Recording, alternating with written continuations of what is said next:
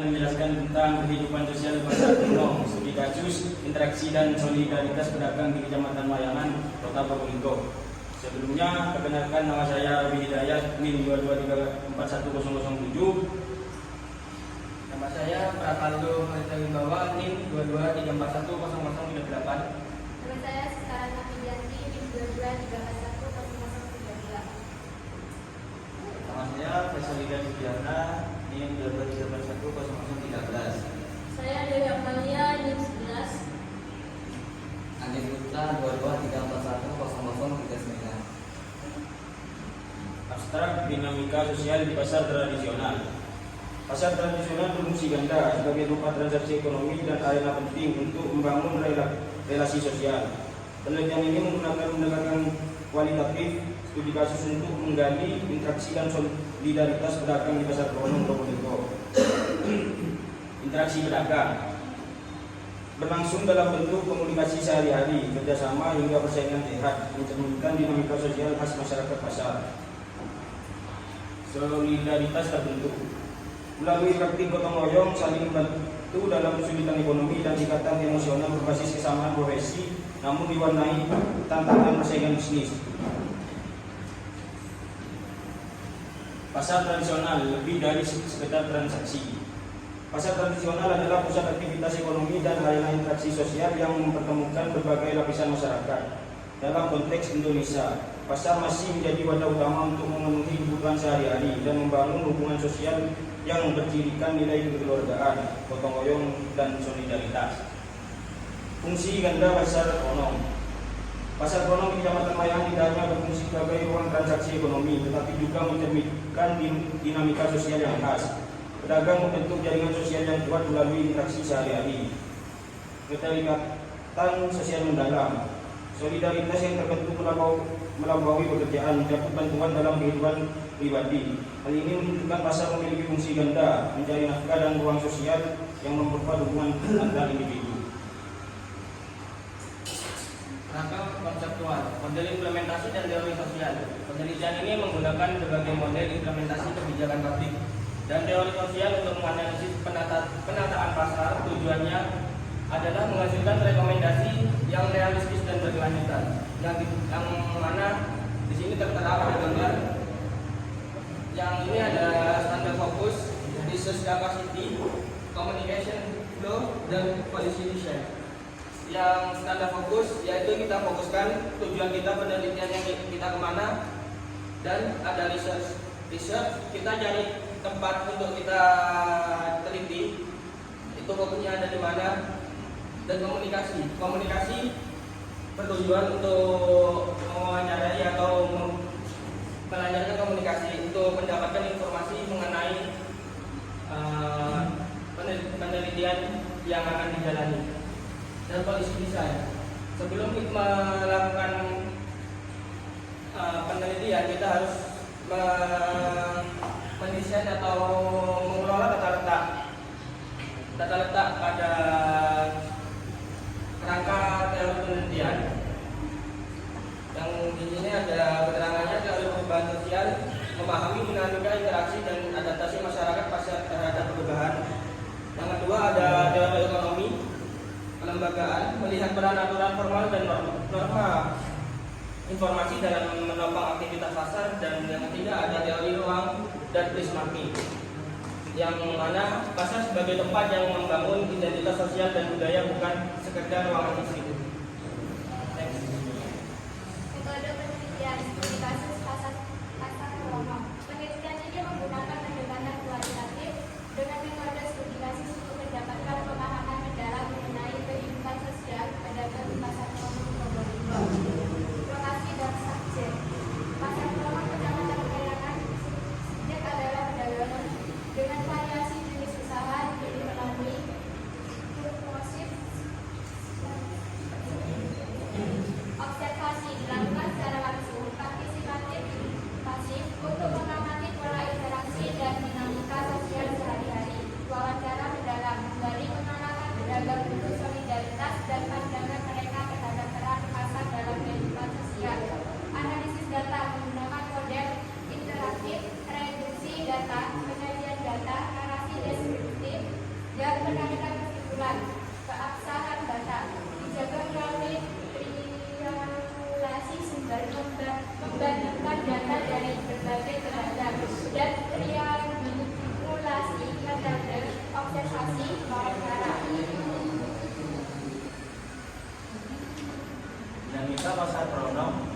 kewenangan dan kekuatan.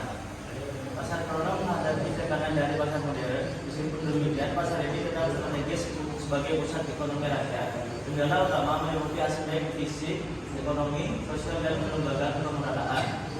Kondisi fisik, infrastruktur belum memadai, drainase buruk, akses sempit, bangunan rusak, dan fasilitas terbatas. Hal ini mengurangi minat pengunjung dan pelanggan prinsip fixed meeting. Aspek ekonomi, pasar adalah pusat transaksi hasil lokal, namun terhambat oleh penyaratan sederhana, minimnya teknologi dan akses permodalan terbatas. Kekuatan ada pada tawar-menawar dan produk sedang lokal. Yang terakhir, aspek sosial dan budaya, hubungan personal, kekeluargaan, dan saling percaya antar pedagang dan pembeli, solidaritas antar pedagang sangat kuat, namun terancam oleh pergeseran pola konsumsi generasi muda. Solidaritas pedagang, ikatan sosial dan ekonomi. Solidaritas di pasar krono didasari oleh kebutuhan sosial dan kepentingan bersama. Unsur primordial seperti kekerabatan dan bahasa lokal seperti pada pasar Madura menjadi pengikat utama. Kerjasama timbul apabila orang menyadari bahwa mereka mempunyai kepentingan yang sama dan pada saat yang bersamaan, menurut Charles Joly. Yang pertama, kerjasama timbul dari kesadaran dan kepentingan yang sama, mendorong tindakan kolektif dan penuh tanggung jawab, ketahanan kelompok. Solidaritas menguat saat ada ancaman dari luar seperti tindakan represif, mendorong saling membantu dan melindungi. Solidaritas mekanik ditandai kesadaran kolektif dan ketaatan pada nilai-nilai khas masyarakat sederhana.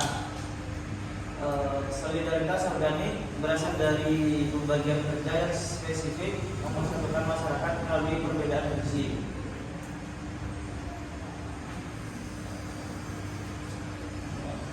Modal sosial dalam kesejahteraan. Modal sosial yang terbangun dari jaringan sosial, kepercayaan dan norma komunitas di pasar krono berperan penting dalam meningkatkan kesejahteraan pedagang dan memperkuat edisi tawar mereka. Yang pertama itu erat jaringan sosialnya, memudahkan berbagai informasi penting, harga pemasok, data di pasar, meningkatkan efisiensi usahanya. Yang kedua, tinggi kepercayaannya, mendorong kerjasama informal, mempermudah pinjaman modal atau stok barang, dan mengurangi konflik. Yang ketiga, etis nilai Islamnya, memberikan landasan moral dan etika, mendukung stabilitas dan kesejahteraan komunitas pasar secara keseluruhan.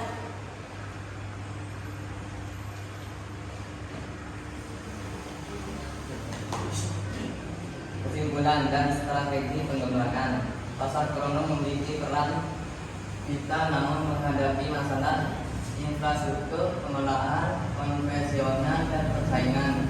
Implementasi kebijakan daerah belum optimal karena keterbatasan sumber daya dan koordinasi yang lemah. Modernisasi infrastruktur meningkatkan kenyamanan konsumen dan daya tarik pasar. Penguat manajemen, penerapan manajemen berbasis transparansi dan profesionalisme. Pemberdayaan pedagang, pelatihan manajemen usaha, pemasaran digital, dan dukungan permodalan. Pemanfaat teknologi, menggunakan teknologi digital untuk promosi dan sistem pembayaran guna menarik konsumen muda.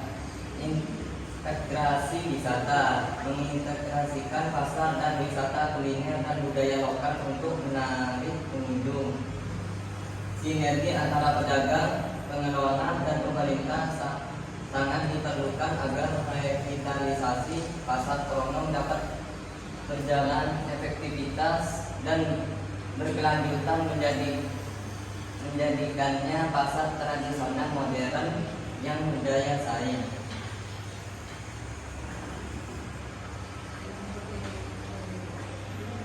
Baik, sekian untuk penjelasan dari PPT atau slide yang kami tampilkan.